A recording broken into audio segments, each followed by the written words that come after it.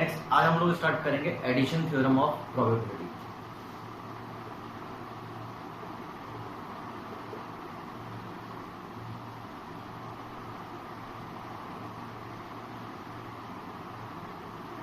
Addition of theorem of probability होता क्या है, ये बेसिकली ये बोल सकते हो आप लोग सेट से रिलेटेड होता है। जो हम लोगों ने सेट थ्योरी पढ़ी थी, अगर वो सेट थ्योरी हम लोगों को बिल्कुल क्लियर होती है तो इसका एक भी फॉर्मूला याद रखने की रिक्वायरमेंट नहीं होती। पहले ये होता क्या है वो समझते हैं। सबसे पहले आप लोग इसका मीनिंग क्या समझोगे ये बताओ। ए इंटरसेक्शन बी का मीनिंग तो याद है हम लोगों को, दो सेट्स का इंटरसेक्शन क्या होता है, क्लियर है। तो यहाँ पर पी बता रहा है प्रोबेबिलिटी, तो बेसिकली किसकी प्रोबेबिलिटी बता रहा है, तो इसको बोलते हैं हम लोग प्रोबेबिलिटी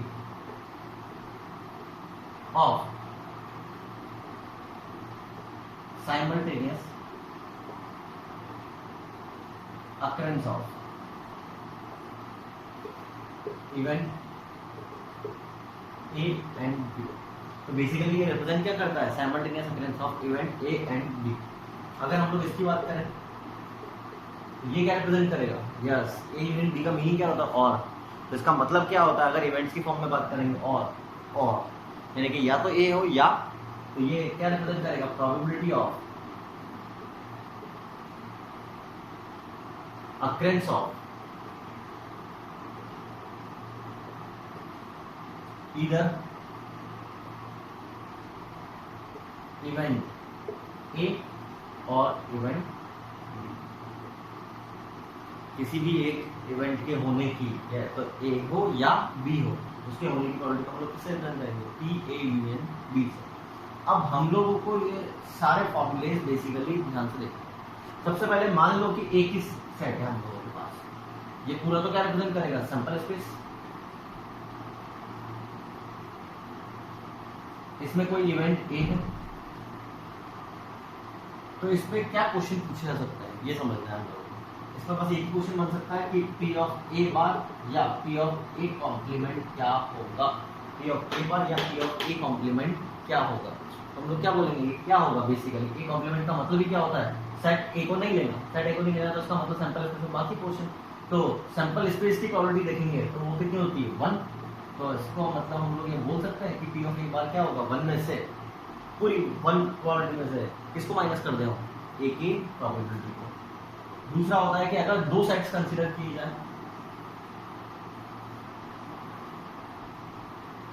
ए और बी, तो इसमें दो तीन तरह के क्वेश्चंस बनते हैं। सबसे पहला तो यस क्या पी ए यूनियन बी का मीनिंग क्या होगा, क्या होगा पी ए यूनियन बी का meaning, P of A plus P of B minus P of A intersection B. Set theory में पढ़ा था कार्डिनल नंबर, उसका तो रूल लग रहा है, देखो ध्यान से, formula N of A plus N of B minus N of A intersection B. अब आप लोग मेरे को तीसरी चीज ये बताओगे, प्रोबेबिलिटी ऑफ ओनली ए। क्या ओनली ए को हम लोग ऐसा बोल सकते हैं क्या, यस और no, yes. P of only A का मतलब क्या हम लोग ये बोल सकते हैं, ओनली ए कंसीडर करना है, यानी हम बोल सकते हैं ए में से किसको डाला है, बी को। तो ये क्या बनेगा, P of A minus what, this one, P of A intersection B. ये क्लियर हो रहा है मैं क्या बोल रहा हूँ। हम लोग अगर इसको डायग्राम से देखेंगे तो हम लोग ये बोल सकते हैं कि ये वाला पोर्शन क्या आएगा, ए माइनस बी का। तो P of A minus B का फॉर्मूला क्या बनेगा, P of A minus intersection वाले पोर्शन को हटा देंगे। एक बार यहाँ देखो, बढ़ा के नेक्स्ट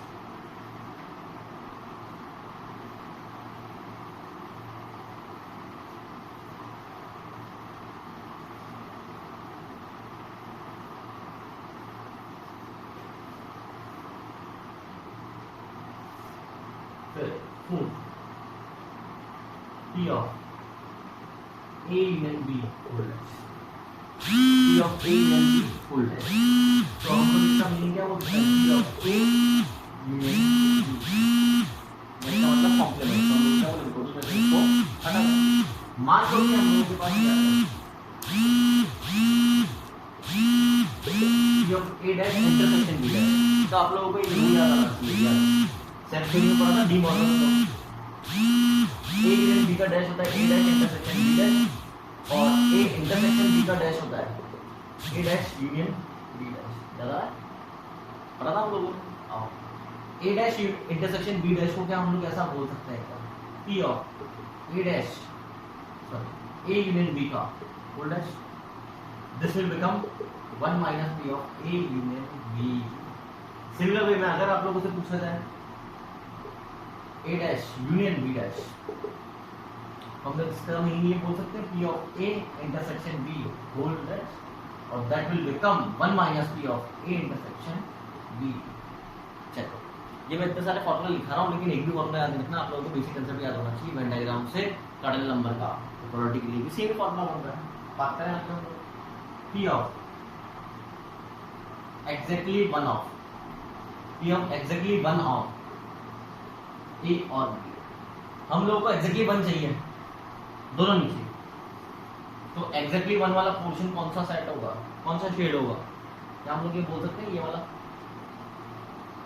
यस और नो तो इसको क्या बोलेंगे हम लोग याद करो P of A plus P of B minus ये कितनी बार ऐड हो गया दो बार एक बार इसमें और एक बार इसमें तो हम लोगों को क्या करना पड़ेगा टू और twice of P of A intersection एक बार चेक करो। ये तो हम लोगों ने सारे कौन सा वाले के लिए बात करें अगर हमको दो सेट्स दे रखे हो। अब अगर हम लोगों को तीन सेट्स दे रखे हो तो फिर हम लोगों को कैसे करना है उसके बारे में बात करते हैं। सबसे पहले A union B union C का फॉर्मूला क्या बनेगा A union B union C पहले होता क्या है वो आता है ए बी सी ये यूनियन सी का फॉर्मूला है। अब हम लोगों को बात करनी है यूनियन सी का फॉर्मूला डायरेक्ट करना है तो अगर हमको इसको कंसेप्ट को वेन डायग्राम से देखना आता है तो बहुत बढ़िया बात है वरना फिर इसको याद करना पड़ेगा। तो सबसे बढ़िया क्या होता है यूनियन सी है तो सबसे पहले हम सिंगल सिंगल सेट तीनों को ऐड कर देते हैं तीनों को ऐड कर दिए। अब तीनों को ऐड करने में दो के बारे में सोचो दो का इंटरसेक्शन मान लो A intersection B P of A किया प्लस पी ऑफ बी किया तो क्या मैं ये बोल सकता हूँ इसमें ए इंटरसेक्शन बी कितनी बार ऐड हो गया दो बार और ऐड कितनी बार करना था एक बार तो हम लोग बोलेंगे minus A intersection similar B intersection C C intersection A कोई डाउट दो का देखिए। अब तीनों का कॉमन पार्ट देखते हैं P of A plus P of B plus P of C करा तो इसमें तीनों का इंटरसेक्शन तीन बार ऐड हो गया। फिर हम लोगों ने ए इंटरसेक्शन बी माइनस करा तो उसमें एक बार माइनस हो गया बी इंटरसेक्शन सी में दूसरी बार और सी इंटरसेक्शन ए में तीसरी बार तीन बार ऐड किया था तीन बार माइनस हो गया। इसका मतलब एक बार तो चाहिए हम लोग क्या बोलेंगे plus A intersection B intersection C तो इसका फॉर्मूला क्या बनेगा A union B union C बड़े आगे 9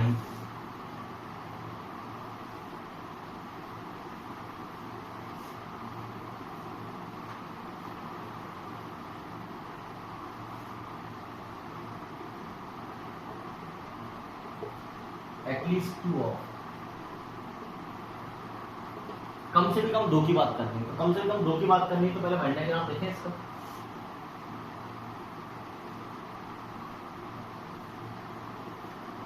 ए बी कम से भी कम दो वाला पोर्शन कौन सा शेड होगा यस यस और नो। अब हम लोगों को इसका फॉर्मूला लिखना है तो हम लोग बोल सकते दो की बात कर रहे हैं तो ये वाला पहले A intersection B similar way में B intersection C C intersection अब तीनों के कॉमन पोर्शन की बात करें आओ ए इंटरसेक्शन बी में तीनों का कॉमन पोर्शन एक बार ऐड किया दूसरी बार इसमें तीसरी बार तीन बार ऐड किया चाहिए कितनी बार एक बार तो हम लोगों को क्या करना पड़ेगा -2 times of P of A intersection B intersection C check करो पूरा मान लीजिए एग्जैक्टली 2 ऑफ हमको एग्जैक्टली 2 चाहिए तो एग्जैक्टली 2 का मतलब तीनों कॉमन वाला एक बार भी नहीं चाहिए हम लोग इसी में क्या कर देंगे तीन बार माइनस कर देंगे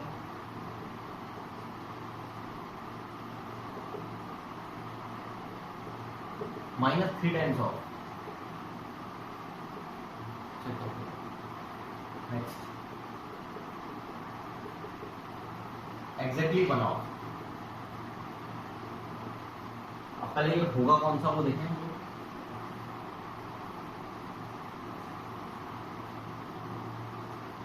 एग्जैक्टली 1 क्या ये वाला पोर्शन होगा? अब एफेक्टिव वन के लिए पहले तो तीनों की प्रोबेबिलिटी को ऐड करना पड़ेगा, ए बी सी की।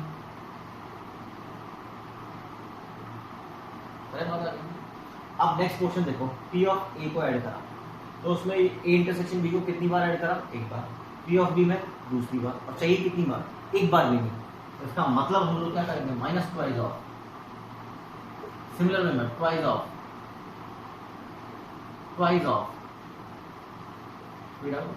अब तीनों के कॉमन इंटरसेक्शन के बारे में सोचते हैं। पी ऑफ ए ऐड किया था तो तीनों कॉमन एक बार ऐड किया, यस और no. P of B add किया तो एक बार ऐड किया, पी ऑफ सी किया तो एक बार, 3 बार ऐड किया। जब ए इंटरसेक्शन बी माइनस किया तो 2 बार माइनस हो गया, तो 3 बार तो ऐड किया, 6 बार माइनस कर दिया, -3 टाइम्स। और चाहिए कितने टाइम्स? एक बार भी नहीं, यानी कि 0 टाइम्स। तो हम लोगों को क्या करना पड़ेगा? +3 times of.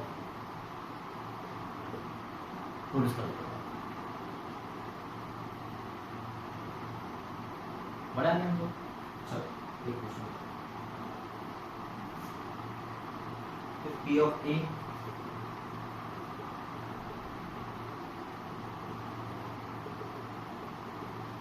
.5 and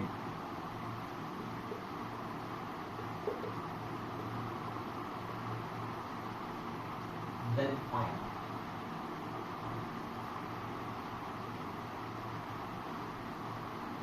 probability that neither A nor B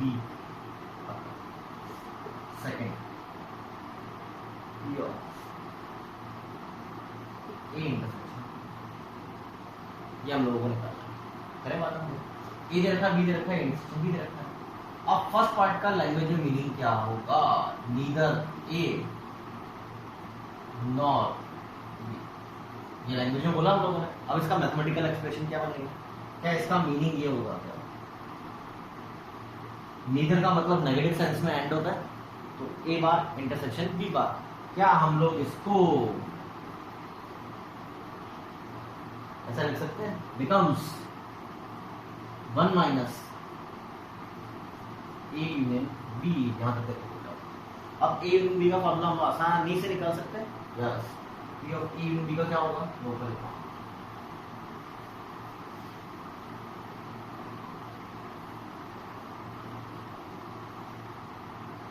तो P of A union B का फॉर्मूला क्या होगा? 1 minus P of A plus P of B minus P of A intersection B. 1 minus 0.25 0.5 1 4। हाँ, 1 में से 0.75 तो गया, 0.25 प्लस 0.14, तो इसका मतलब 0.39।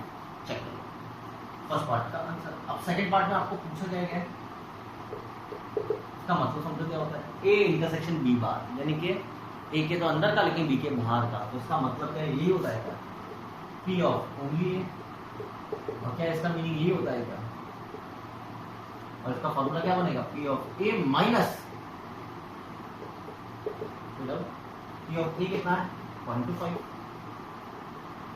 0.14 1। चेक कर लो।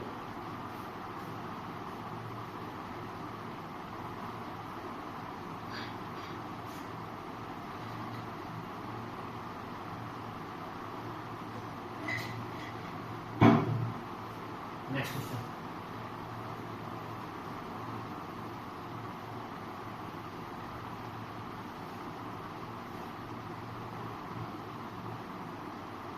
in a fruit basket there are 4 apples.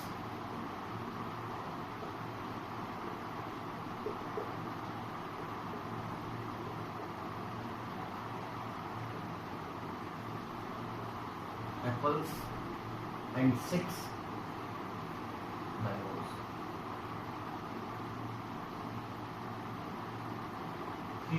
3 apples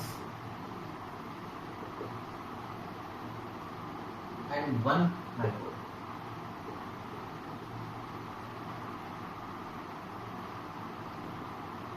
are stinky, are bad. ये बोलते हैं। A fruit is selected at random.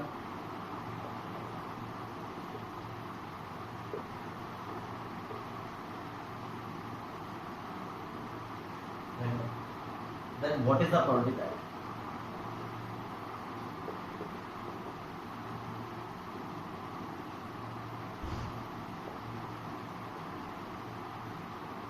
it is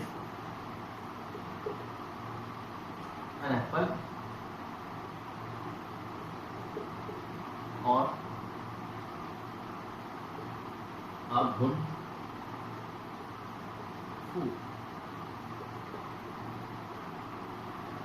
एक बार क्वेश्चन पढ़ो, एक बास्केट है उसके अंदर 4 एप्पल है 6 मैंगोज है। ये अब हम लोगों को बोला गया है कि जो 4 एप्पल और 6 मैंगोज है उसमें 3 एप्पल और 1 मैंगो खराब है। खराब है तो हम लोगों को प्रोबेबिलिटी निकालनी है कि या तो वो एप्पल हो या वो गुड फ्रूट हो। तो अब आप लोग मेरे को पूछा क्या है, ये क्या एप्पल और the meaning union good fruit, yes और यूनियन का फॉर्मूला क्या होता है, ये yes Apple plus P of good fruit minus P of Apple intersection good fruit, yes sir. अब पी ऑफ एप्पल कितना आएगा, पहले बताओ कि टोटल फ्रूट्स कितने हैं 10, हम लोग एप्पल का क्या बोलेंगे 4/10। गुड फ्रूट कितने हैं 10 में से 4 तो खराब है तो बचे कितने हैं 6। अब वो एप्पल भी होना चाहिए और गुड फ्रूट भी होना चाहिए, तो कितने एप्पल है जो अच्छे हैं 1 -1/10 बिकम्स 9/10। चेक करो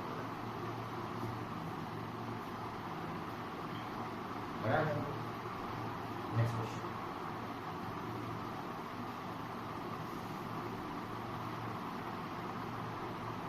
P of A and B.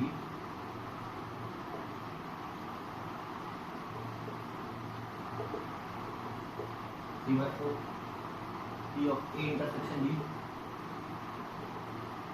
1/4 P of A dash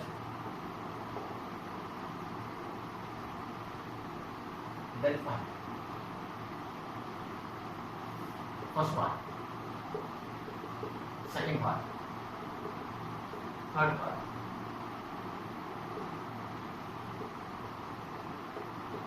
fourth part,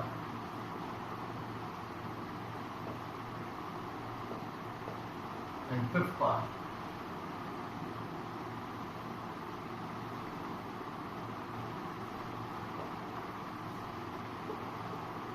P of A dash union B dash। Check कर लो बेटा, ये क्वेश्चन दे रखा है हम लोग।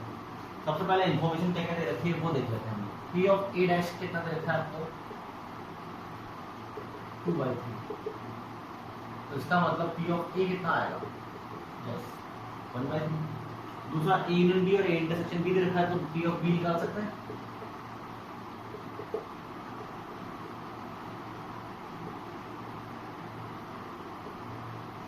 (3/4) 1/3 minus A intersection B 1/4।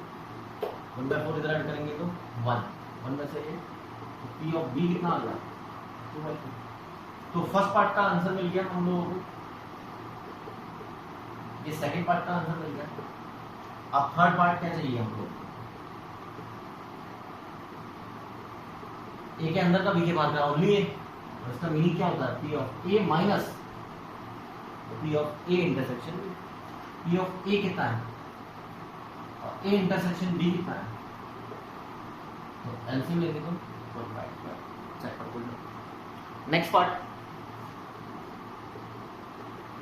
A dash intersection B, इसका मतलब है कि B के तो अंदर का और A के बाहर का, यानी कि P of ओनली B। और P of ओनली B का मतलब क्या होगा P of B minus P of A intersection B। P of B हम लोग निकाल चुके हैं 1/4। एलसीएम में 4 2 8 8 minus 3 5 5/12। फिफ्थ पार्ट क्या पूछा गया P of A इंटरसेक्शन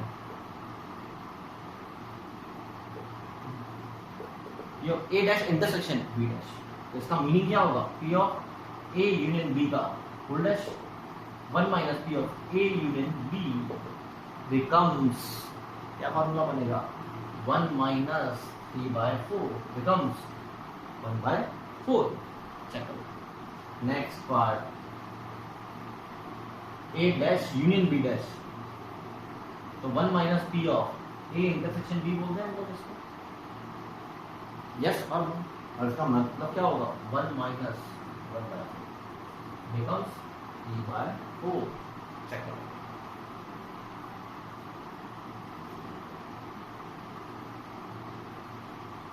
बड़ा है। Next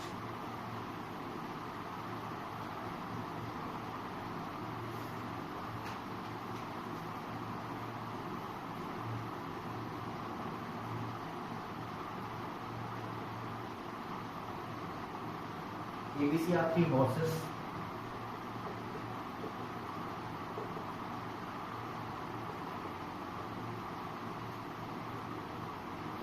participating in a race.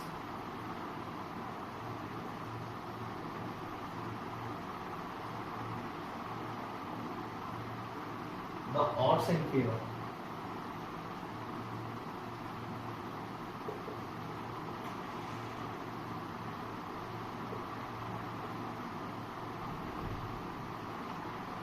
are 1:4, 1:3, 2:5 respectively.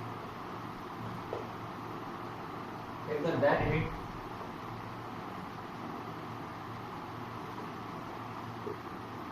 not possible,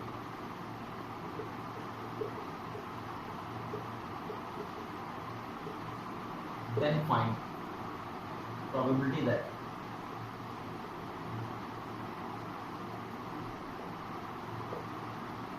one of them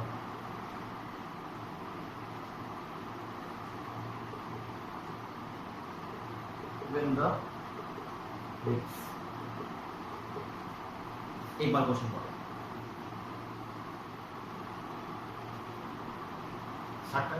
अब हम लोगों को बोला गया 3 हॉर्सेस है जो रेस में पार्टिसिपेट कर रहे हैं। The odds in favour are 1:4, 1:3 एंड 2:5। तो सबसे पहले ये बताओ मेरे को आप लोग ऑड्स इन फेवर ऑफ 1:4, तो पी ऑफ ए क्या बनेगा? ऑड्स इन फेवर क्या होता है? फेवरेबल इज टू अनफेवरेबल, यानी कि फेवरेबल तो 1 है और टोटल कितना हो जाएंगे 1 + 4 5। अगर हम लोगों को odd in favour of B दे रखा है 1:3, तो पी ऑफ बी कितना बनेगा 1:1/4। ऑड इन फेवर ऑफ सी 2:5 दे रखा है, तो पी ऑफ सी कितना बनेगा 2/7। ये तो हो गया। अब हम लोगों को बोला गया dead heat not possible. Sir dead heat का मतलब क्या होता है?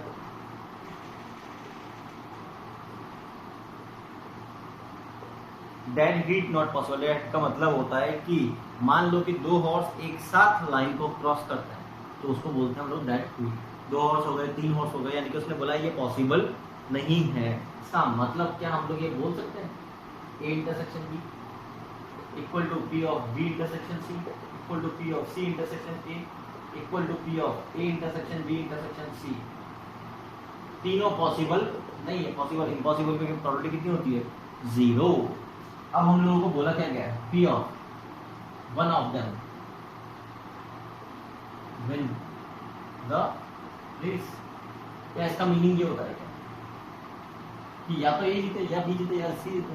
और इसका फॉर्मूला क्या बनेगा plus P of B plus P of, बाकी कुछ आएगा क्या? नहीं, वो सब तो क्या हो गया 0। तो आंसर कितना आ गया 1/5 प्लस 1/4 प्लस 2/7। 20 × 7 140, ये हो जाएगा 28,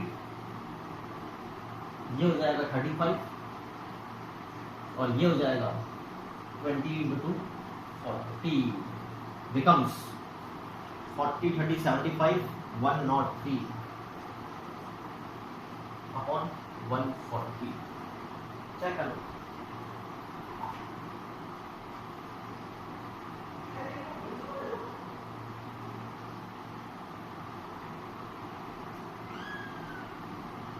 next question,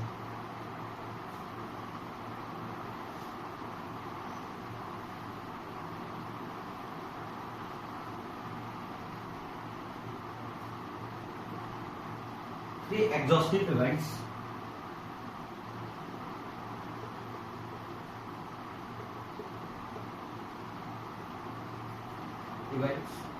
ABC have the probability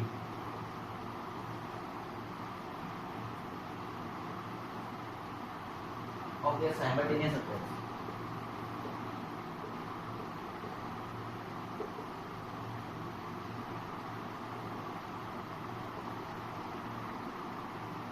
is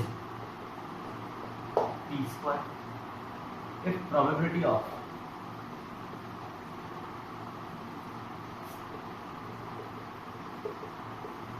exactly one among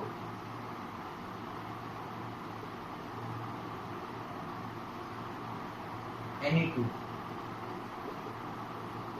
is p, then find next question में हम लोगों को दे रखा है कि क्या कितनी इवेंट्स है एबीसी। सबसे पहले क्या बोला गया एग्जॉस्टिव। एग्जॉस्टिव का मतलब क्या होता है? एग्जॉस्टिव का मतलब क्या होता है? A union B union C क्या होगा? Sample space. यानी कि आप लोग पहली चीज तो ये बोल सकते हो A union B union C equal to कितना होगा 1। पहली चीज तो ये बोल। दूसरी have the probability of their simultaneous occurrence, यानी कि हम लोगों को क्या दे रखा है given A intersection B intersection C equal to P square. दूसरी चीज ये दे रखी है हम लोगों को। तीसरी चीज पढ़ो क्या बोला गया है? The probability of exactly one among any two के अंदर एग्जैक्टली वन की प्रोबेबिलिटी कितनी है? P square. क्या इसका मीनिंग ये होगा? ध्यान से सुनो। एग्जैक्टली वन अमंग A और B, क्योंकि उसने बोला एनी टू, तो एनी टू में तो हो सकता है ए और बी के अंदर हो, बी और सी के अंदर बात हो, सी और ए के अंदर बात हो। तो हम लोग सबसे पहले बात करें P of exactly one among A और बी। कितना दे रखा है? पी। अब मेरे को ये बताओ दो के अंदर एग्जैक्टली वन की प्रोबेबिलिटी क्या होती है? Yes, P of A plus P of B minus twice of P of A intersection B. कोई डाउट? सिमिलर। अब बार बार लिखने की जरूरत थोड़ा है, तो हम लोग क्या बोल सकते हैं? P of B plus P of C minus twice of B intersection C. Next similar, P of C plus P of A minus twice of P. अब इनको सबको कनेक्ट कर सकते हैं। सबसे पहले हम लोगों को क्या करना चाहिए? इन तीनों को ऐड करना चाहिए। इन तीनों को ऐड करने का फायदा क्या होगा? 3 प्लस 4 प्लस 5 क्या ट्वाइस हो गया? P of A plus P of B plus P of C minus P of A intersection B minus P of B intersection C minus P of C intersection A equal to yes sir. इसको कौन सी equation दे देते हैं? 6। अब ये बताओ ये किसी के फॉर्मूले में आता है क्या? यस, किसके फॉर्मूले में आता है? A union B union C। तो हम लोग बोलेंगे फ्रॉम 1। ये कितना है? 1। उसका फॉर्मूला क्या होता है?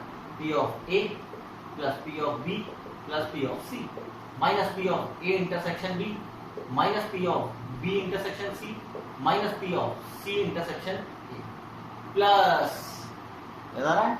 A intersection B intersection C। और इसकी वैल्यू कितनी दे रखी है? 1। अब P of A plus P of B plus P of C, यहां तक की वैल्यू कितनी दे रखी है? 3P upon 2। P of A intersection B intersection C की वैल्यू कितनी दे रखी है? P square. बिकम्स एलसीएम लेते हैं -2 इक्वल टू 0। क्या फैक्टर्स हो सकते हैं? 4 और 1।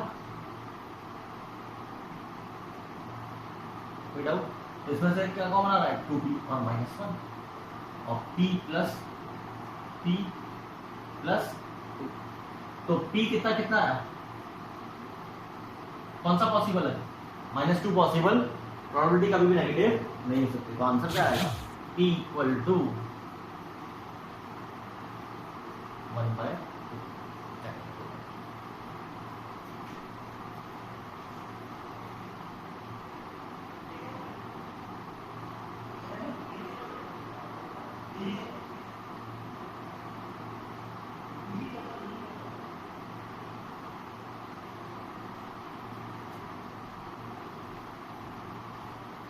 Next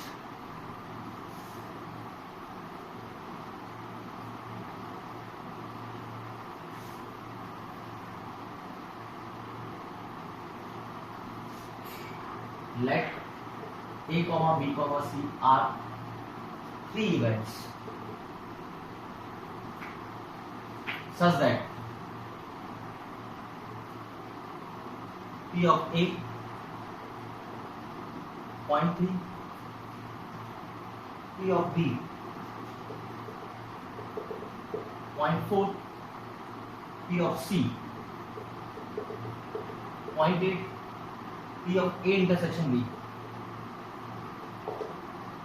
0.09, P of B A intersection C 0.28,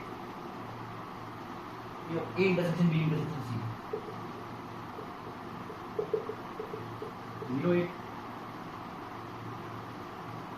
P of A union B union C greater than equal to 0.75.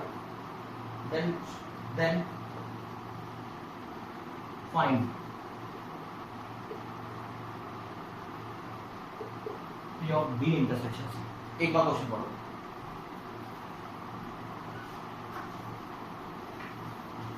Start करें। अब हम लोगों को P of A B union C का फॉर्मूला दे रखा है, जानते हैं हम लोग। पहले इसकी वैल्यू क्या दे रखी है वो देखो ध्यान से।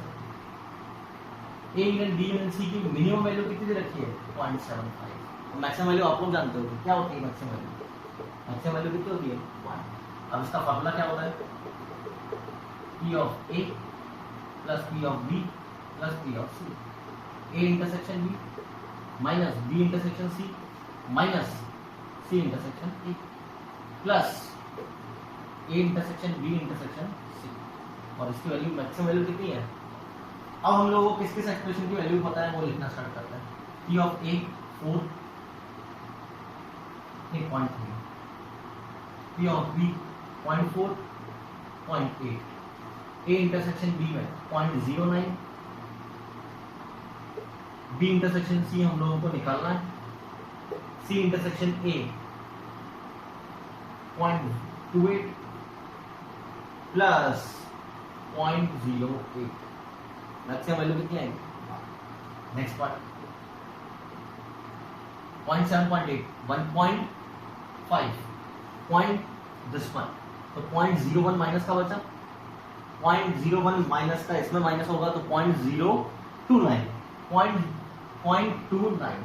अब 1.5 में से 0.29 गया तो हमारे पास कितना बच गया 1.21 और माइनस का P of B इंटरसेक्शन तीनों साइड पे 1.21 माइनस करते हैं हम लोग तो यहाँ पर कितना बचेगा 0.21 और 0.25 0.646 less than equal to B intersection C। इसको माइनस करेंगे 0.21 तीनों साइड पे माइनस से मल्टीप्लाई करते हैं।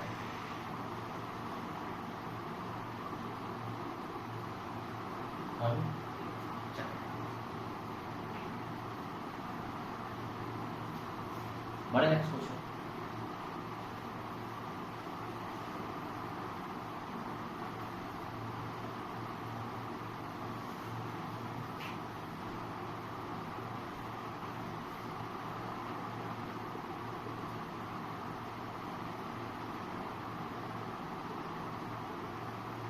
नेक्स्ट टॉपिक आता है कंडीशनल प्रोबेबिलिटी। अब हम लोग बात करना चाह रहे हैं कंडीशनल प्रोबेबिलिटी क्या होता है। ये प्रोबेबिलिटी का बेसिक आइडिया तो हमको लग ही चुका है। कंडीशनल का मीनिंग क्या होता है उसके लिए मैं आपको पहले तो बाद में समझाऊंगा कंडीशन क्या होता है। एक एग्जांपल बोलता हूँ। मान लो हम लोग एक डाइस थ्रो कर रहे हैं in a throwing a dice in a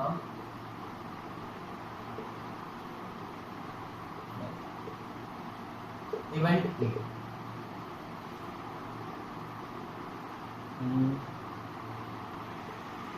prime number counts, event B even number counts। कोई डाउट बड़ा है। अब मैं आप लोगों से पूछ रहा हूं कि प्रोबेबिलिटी ऑफ ए कितना होगा। सोच कर प्रोबेबिलिटी ऑफ ए कितना होगा।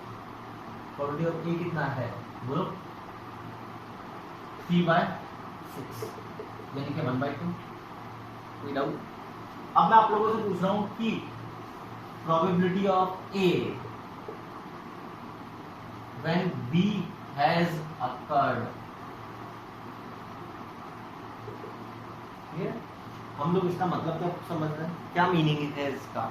हम लोगों ने एक डाई थ्रो करी तो इवेंट ए डिफाइन कर रखा है, बी डिफाइन कर रखा है। ए का मतलब प्राइम नंबर आना और बी का मतलब है इवन नंबर आना। इवन नंबर आना। अब हम लोगों से पूछा जा रहा है कि प्रोबेबिलिटी ऑफ ए कितना होगा, तो हम लोगों ने सीधे सीधे आंसर कर दिया 3/6। अब मैं पी ऑफ ए को दोबारा पूछ रहा हूँ, लेकिन एक रेस्ट्रिक्शन डालने के बाद, कंडीशन डालने के बाद। वो कंडीशन मैंने क्या डाली? B has occurred. इसका मतलब क्या है कि बी अकर हो चुका है, बी अकर हो चुका है, यानी कि आप लोगों का इवन नंबर आ चुका है। इवन नंबर आ चुका है। इवन नंबर आने के बाद, इवन नंबर आने के बाद अब आप लोग मेरे को ये बताएंगे कि इवन नंबर आने के बाद प्राइम नंबर आने की प्रोबेबिलिटी क्या होगी? इवन नंबर आ चुका है, इवन नंबर आ चुका है, इसका मतलब आपके सामने कितने नंबर्स की पॉसिबिलिटी है? 3। कौन कौन से? 2, 4, 6। 2, 4, 6 के बाद अब प्राइम नंबर आने की क्या प्रोबेबिलिटी रहेगी? यस, 1/3। दोनों का आंसर सेम नहीं है। ये क्या बता रहा था? ये तो कोई रेस्ट्रिक्शन नहीं थी, हम लोग को डायरेक्टली इवेंट ए की प्रोबेबिलिटी बतानी थी, लेकिन हम लोगों ने इसमें रेस्ट्रिक्शन, कंडीशन डाल दी। इसी को हम बोलते हैं कंडीशनल प्रोबेबिलिटी, और इसको लिखने का तरीका होता है ऐसे: P of A oblique B या P of A upon B. इसका मीनिंग होता है कंडीशनल प्रोबेबिलिटी। क्या मीनिंग होता है? इसको रीड कैसे करते हैं कि हम लोग यहाँ पर ऊपर तो वो लिखते हैं इवेंट जिसकी प्रोबेबिलिटी चाहिए, और नीचे वो इवेंट लिखते हैं जो अकर हो चुका है। यानी कि इसका मीनिंग ये होता है कि हम लोगों को इवेंट ए की प्रोबेबिलिटी बतानी है, लेकिन इवेंट ए की प्रोबेबिलिटी कब बतानी है? जब इवेंट बी अकर हो चुका हो। अकर होने के बाद हम लोगों को अब ए की प्रोबेबिलिटी बतानी है। ए की प्रोबेबिलिटी हम लोगों को बतानी है। क्या बोल रहा हूँ, समझ में आ रहा है? क्लियर? मान लो कि मैं एक सी इवेंट डिफाइन करता हूं। Number 6 comes. आप सोचकर बताना पी ऑफ बी कितना आएगा?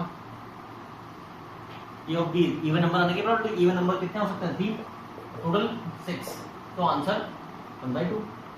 अब मैं आपसे पूछ रहा हूं P of B when 6 has occurred. Event C occur हो चुका है, अकर हो चुका है, अकर हो चुका है, इसका मतलब 6 आ चुका है, आ चुका है। अब 6 आने के बाद, यस 6 आने के बाद इवन नंबर आने की प्रोबेबिलिटी, 6 तो इवन नंबर ही है। आप क्या बोलोगे? 1। क्या बोलेंगे हम लोग? 1, यानी कि सी के अकर होने के बाद फिर बी की प्रोबेबिलिटी कितनी हो गई? 1। मैंने क्या बोला वो समझा है? बेसिक मीनिंग समझना है कंडीशनल प्रोबेबिलिटी का। बेसिक मीनिंग क्या है? इसका मतलब क्या होता है कि एक इवेंट के होने के बाद, एक इवेंट के होने के बाद, यानी कि इस कंडीशन के होने के बाद दूसरे की प्रोबेबिलिटी, इसको कंडीशनल प्रोबेबिलिटी बोलते हैं। और इसको रिप्रेजेंट करने का तरीका क्या होता है? पहले एक बार इसको देखो। अरे बात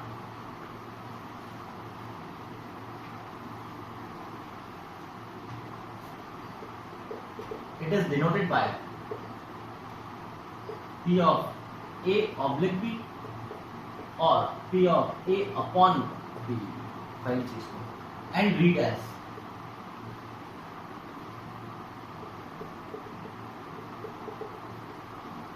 probability of event A when event B has occurred। Event B के होने के बाद ए की प्रोबेबिलिटी। अब एक्चुअल में बात ये आती है कंडीशनल प्रोबेबिलिटी और नॉर्मल प्रोबेबिलिटी फर्क क्या है। बेसिक फर्क अगर आप लोगों ने समझ लिया तो इसकी कभी कोई दिक्कत नहीं आती। कंडीशनल प्रोबेबिलिटी का मैं आप ये फॉर्मूला भी लिखाऊंगा तो आप फॉर्मूले से भी कर सकते हो, लेकिन अगर बेसिक मीनिंग समझ लिया तो कई बार हम लोग डायरेक्टली क्वेश्चन कर पाते हैं, डायरेक्टली भी क्वेश्चन कर पाते हैं। तो कंडीशनल प्रोबेबिलिटी में हो क्या रहा है वो हमको समझना है। कंडीशनल प्रोबेबिलिटी में होता क्या है कि एक इवेंट होने के बाद हम लोग दूसरे की प्रोबेबिलिटी निकालते हैं। तो हो क्या रहा है कि इसके अंदर, कंडीशनल प्रोबेबिलिटी के अंदर सैंपल स्पेस ही चेंज हो रहा है। सोचकर देखो क्यों? क्योंकि हम लोग क्या बोल रहे हैं, कंडीशनल प्रोबेबिलिटी होती क्या है? एक इवेंट के होने के बाद दूसरे इवेंट की प्रोबेबिलिटी। एक इवेंट के होने के बाद एक इवेंट अकर हो चुका है, एक इवेंट के अकर होने की वजह से क्या हम लोग ये बोल सकते हैं अब हमारे लिए नया सैंपल स्पेस वो खुद इवेंट जो अकर हो चुका है। हम उसी के अंदर देखेंगे, उसके बाहर तो हम देख नहीं सकते। फॉर एग्जाम्पल अभी अभी हम लोगों ने क्वेश्चन किया, इसके अंदर इवेंट ए क्या था, prime number comes, event B क्या था, इवन नंबर कम्स। हम लोगों ने प्रोबेबिलिटी ए ऑब्लिक बी की बात करी थी, यानी कि इवन नंबर आ चुका है, यानी कि अब हम लोग इवन नंबर के अंदर ही देखेंगे, तो उसके अंदर हम लोगों ने प्राइम नंबर ढूंढा था, तो हम लोग ये बोल सकते थे हमारे लिए क्या चेंज हो गया, सैंपल स्पेस चेंज हो गया। यस और नो। दूसरी चीज, एक और एग्जांपल हम लोगों ने अभी देखा था कि यहाँ पर सी क्या था, इवेंट नंबर 6 कम्स। यस और नो। तो probability of B when C has occurred, यानी कि सी अकर हो चुका है, तो यानी कि हम लोग बोल रहे हैं कि 6 अकर हो चुका है, तो हमारे लिए नया सैंपल स्पेस क्या है, 6, उसके अंदर इवन नंबर आने की प्रोबेबिलिटी 1। तो कंडीशनल प्रोबेबिलिटी में आपको ये बेसिक डिफरेंस समझना होता है क्या, कि इसके अंदर होता क्या है, सैंपल स्पेस ही चेंज हो जाता है। तो कई क्वेश्चन के अंदर हम लोग फॉर्मूला लगा सकते हैं, कोई दिक्कत नहीं, लेकिन अगर आप कई क्वेश्चन में रिकॉग्नाइज डायरेक्ट कर पा रहे हो कि सैंपल स्पेस कैसे चेंज हुआ होगा, तो हम उसको डायरेक्टली सॉल्व भी कर सकते हैं। अब बात करते हैं फॉर्मूला कैसे डायरेक्ट करेंगे। क्लियर? तो हम लोग फॉर्मूला निकालना चाह रहे हैं P of A oblique B का, यानी कि probability of A when B has occurred. ये सैंपल स्पेस, ये इवेंट ए, ये इवेंट बी। क्लियर? अब हम लोग इसको बोल रहे हैं probability of A when B has occurred. B occur हो चुका है, तो इसका मतलब हम लोग ये बोलेंगे कि हम लोग सिर्फ और सिर्फ इसके अंदर देखेंगे, और किसी की प्रोबेबिलिटी क्या होती है, favourable upon total.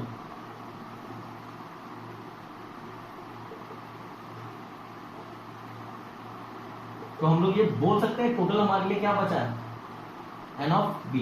N of B का मतलब क्या होगा, एन ऑफ ए का मीनिंग क्या होगा, cardinal number of, cardinal number तो मालूम है, meaning number of elements inside A. N of B cardinal number of A intersection B का मीनिंग क्या आएगा, ऑफ ए एंड, चेक करो बेटा, बात करें। हाँ, तो हम लोग बात कर रहे हैं कि हमारे लिए टोटल आउटकम्स क्या हो गए, हम बी के बाहर तो देख ही नहीं सकते, तो टोटल आउटकम्स कितने हो गए, एन ऑफ बी। अब हम लोगों को फेवरेबल की बात करनी है, हम लोगों को प्रोबेबिलिटी निकालनी है ए की, बी के अकर होने के बाद, इसका मतलब हम लोग सिर्फ और सिर्फ बी में देख सकते हैं, इसके बाहर तो देख ही नहीं सकते। अब बी में देखेंगे तो हमारे लिए फेवरेबल ए क्या होगा, क्या हम लोग ये बोल सकते हैं फेवरेबल ए ये होगा हमारे लिए, और ये एक्चुअल में है क्या, इसको हम बोलेंगे क्या, N of A intersection B. अब इन दोनों को मैं एन ऑफ एस से डिवाइड करता हूं। एन ऑफ एस का मीनिंग क्या है, सैंपल स्पेस के अंदर एलिमेंट्स। कोई डाउट? आप ध्यान से देखो, N of A intersection B upon sample space, क्या हम लोग ये बोल सकते हैं एक्सपेरिमेंट के लिए ये P of A intersection B, और N of B upon sample space, क्या ये एक्सपेरिमेंट के लिए पी ऑफ बी है क्या? तो इसका मतलब ए ऑब्लिक बी का आप लोगों के पास फॉर्मूला आता है ये,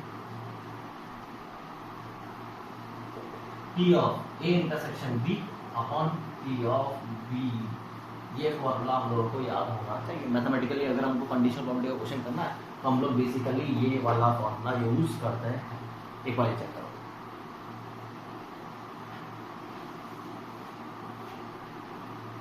बात करें नेक्स्ट।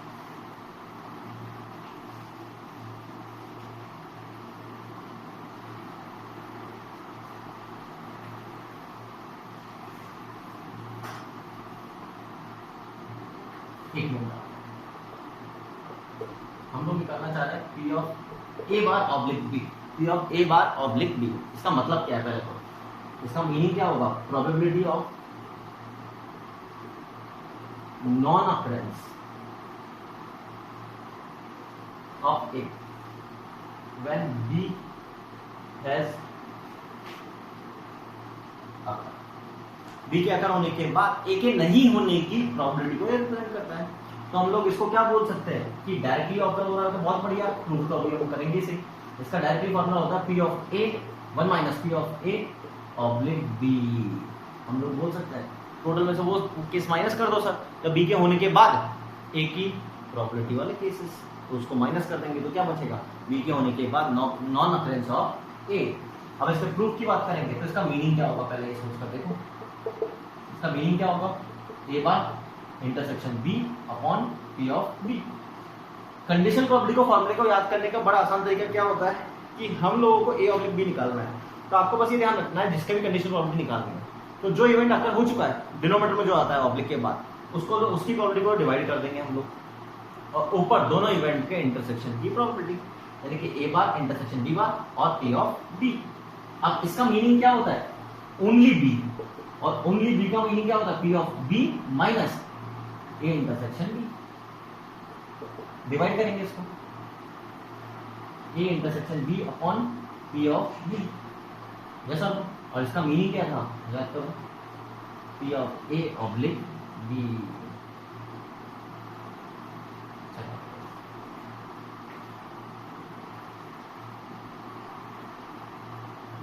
बड़ा है हम लोग। Next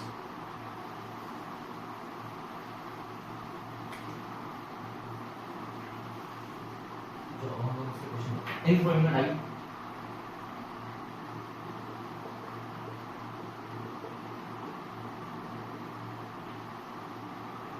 event A prime number terms, event B divisor of 10 terms,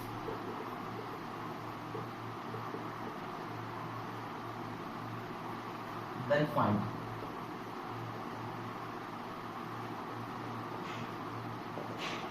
P of A oblique B हम लोगों को निकालना है। तो सबसे पहले तो event A prime number terms, तो इसका मतलब A बनेगा क्या, 2 3 5, B डिवाइजर ऑफ 10 टर्म्स, तो इसका मतलब क्या बनेगा, b equal to divisor of 10 1 2 3 4 5 6 के अंदर, तो 10 का डिवाइजर 1 भी होता है, 2 भी होता है, 4 नहीं होता, 5 होता है। चलो बात करें क्या, नेक्स्ट अब हम लोगों को इसको निकालना क्या है, a oblique b। a oblique b का फॉर्मूला क्या होगा, a intersection b upon p of b। Yes sir, अब p of a intersection b, a intersection b के अंदर कितना कॉमन एलिमेंट है, 2, तो हम लोग उसकी प्रॉपर्टी कितनी लिखेंगे, 2/6 अपॉन पी ऑफ बी की कितनी प्रॉपर्टी है, 3/6, कौन सी कितना आ जाएगा, 2/3, ये तो हमने फॉर्मूले से किया। अब आप डायरेक्ट भी सोच सकते थे, हम लोगों को इसके अकर होने के बाद इसकी प्रॉपर्टी निकालनी है, ये अकर हो चुका है, यानी कि 1 to 5 हमारे सामने दिख रहा है, उसके बाद 2 3 5 यानी कि 2 और 5 फेवरेबल हो गए, और 1 2 5 यानी कि 3 एलिमेंट, डायरेक्टली हम लोग क्या बोलते हैं, 2/3 आंसर आएगा। चलिए नेक्स्ट,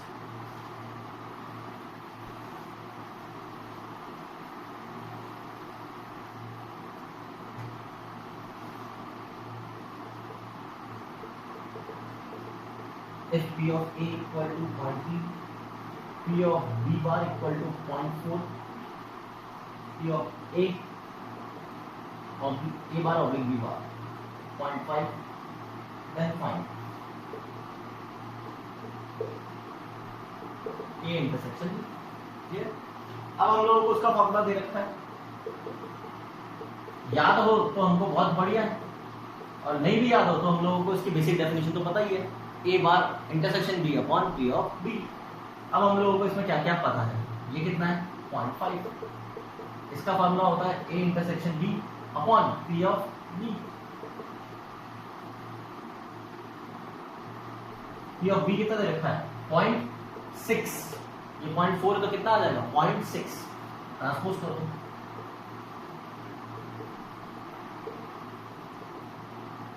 तो P of A intersection B कितना आ जाएगा 0.5, 0.6 becomes 0.3।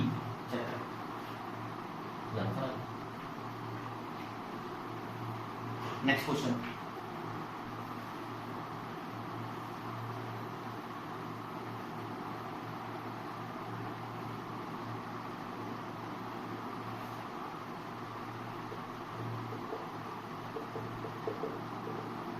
A bar oblique B bar 0.2, P of A union B 0.9, then find A intersection B bar। हम लोगों को ये निकालना है। अब हम लोगों को दे क्या रखा है, यहाँ से देखना A यूनियन B दे रखना है, इसका फॉर्मूला क्या होता है? क्या हम लोग ये बोल सकते हैं P of A bar intersection B bar upon P of B bar. अब याद करो ये तो वैल्यू दे रखी है, इसको हम लोग डी मॉर्गन से क्या ऐसा बोल सकते हैं P of A union B का होल डैश, जैसा तो यहां से ये P of A union B upon 0.2 इनको क्रॉस मल्टीप्लाई कर दिया, जैसा ए यूनियन बी कितना दे रखा है 0.9,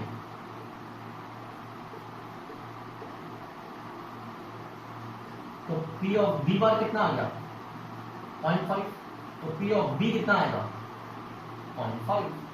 चलो अब हम लोगों को चाहिए क्या वो ध्यान से देखो, P of A intersection B bar, जैसा इसका मीनिंग क्या है कि ए के तो अंदर का होना चाहिए, बी के अंदर का नहीं होना चाहिए, तो इसका मीनिंग ये होता है P of A minus P of A intersection B, yes और नो। लेकिन हमको इन दोनों की ही वैल्यू नहीं पता, ये 1 नंबर दे देते हैं, इसको 2 दे देते हैं, इन दोनों की वैल्यू नहीं पता, तो हमारे पास जो फॉर्मूला है उसको तो यूज करना ही चाहिए हम लोगों को। क्या फॉर्मूला है हमारे पास, P of A union B equal to P of A plus P of B minus P of A intersection B. अब किस किस की वैल्यू पता है 0.9 पी ऑफ ए प्लस 0.5, तो P of A minus P of A intersection B कितना आ गया 0.4, दैट इज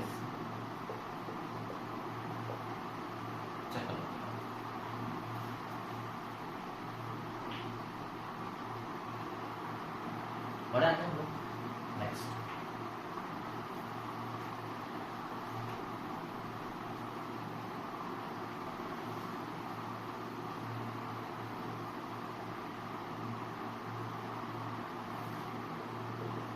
देखो P of A bar oblique B bar 0.1, P of A 0.4, P of B 0.8, then find P of A bar intersection union A intersection B bar, इसकी हम लोग को value निकालना ये बात है।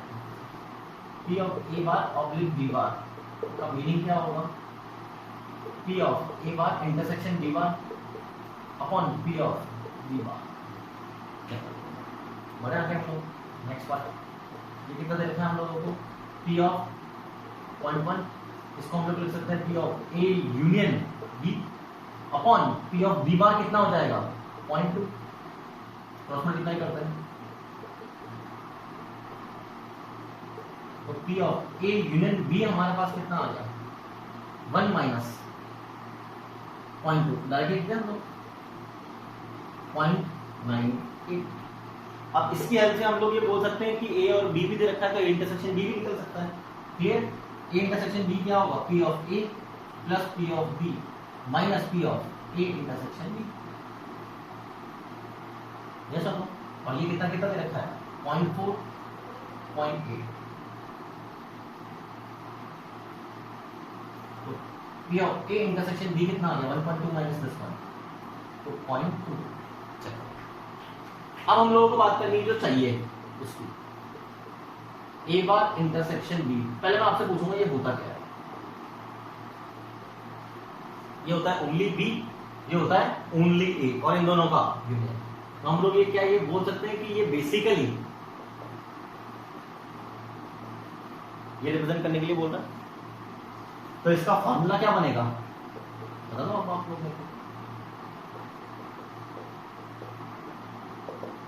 क्या बनेगा P of A plus P of B minus 2 times A intersection B। P of A कितना रहता है 0.4 0.8, 2 टाइम्स ऑफ 0.2, तो 1.2 माइनस 0.4 चेक कर दो, तो कितना हो गया 0.76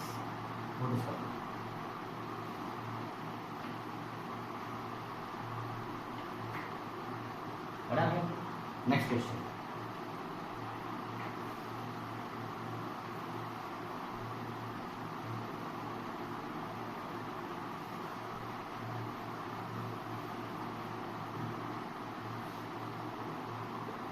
box 1 has 4 white and 3 black balls.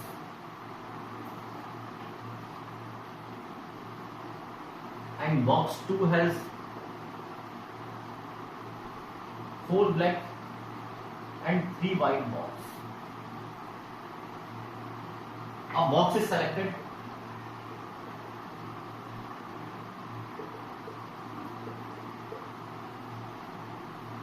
at random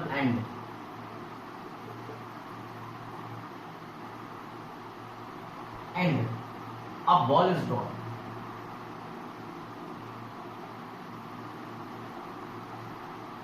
First part, if box 2 is selected, then what is the probability of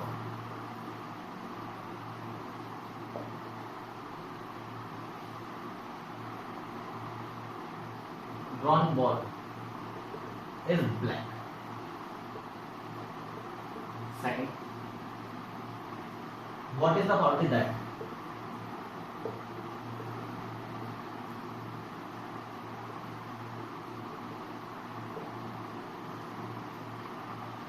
white ball is selected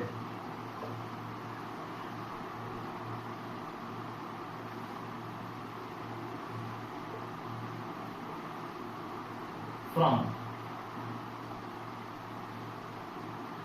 box 1? एक बार चेक कर लो।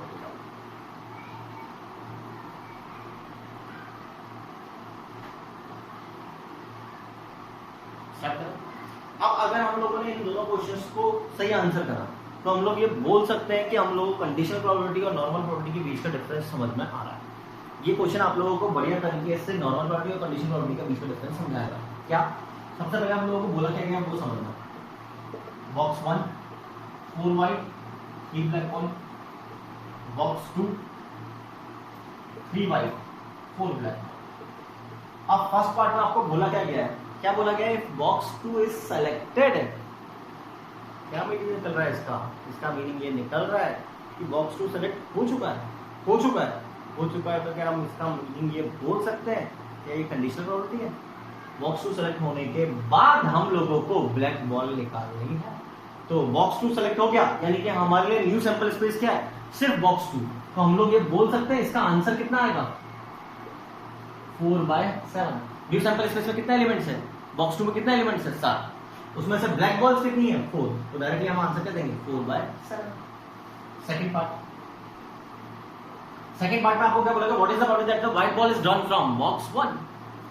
आपको ये बोला गया है व्हाइट बॉल निकालनी है हम लोगों को बॉक्स 1 में से। तो सबसे पहला काम आपको क्या करना पड़ेगा, बॉक्स 1 को सेलेक्ट करने पड़ेगा, पहले खुद को ही करना पड़ेगा। ये तो हुआ नहीं ऑलरेडी, तो पिछले वाले क्वेश्चन में तो बोल दिया था बॉक्स 2 सेलेक्ट हो चुका है। तो इस वाले में तो कंडीशनल प्रोबेबिलिटी लगी नहीं रही, इसमें तो नॉर्मल प्रोबेबिलिटी है कि हम लोगों को पहले बॉक्स 1 सेलेक्ट करना पड़ेगा। बॉक्स 1 सेलेक्ट करने की प्रोबेबिलिटी कितनी होगी, first box 1 select, then white ball is picked up, ये बोल सकते हैं हम लोग। तो बॉक्स 1 सेलेक्ट करने की प्रोबेबिलिटी, दो बॉक्स में से एक बॉक्स को सेलेक्ट करने की प्रोबेबिलिटी कितनी जाएगी, 1/2। अब बॉक्स 1 सेलेक्ट कर लिया हम लोगों ने, कर लिया, उसके बाद व्हाइट बॉल निकालने की प्रोबेबिलिटी कितनी हो जाएगी, 4/7। तो इन दोनों क्वेश्चंस के अंदर डिफरेंस समझ में आ रहा है हम लोग क्या बोल रहे हैं, ठीक है। एक बार देखते हैं,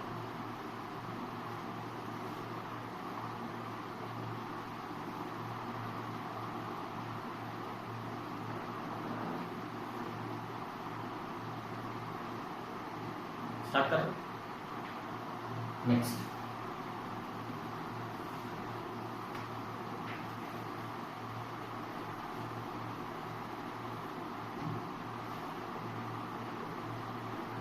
from a deck of cards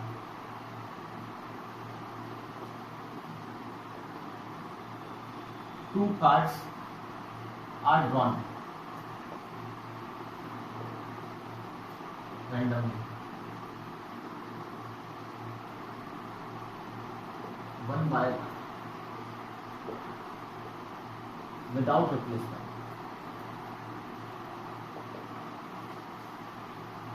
Clear? Then find the probability.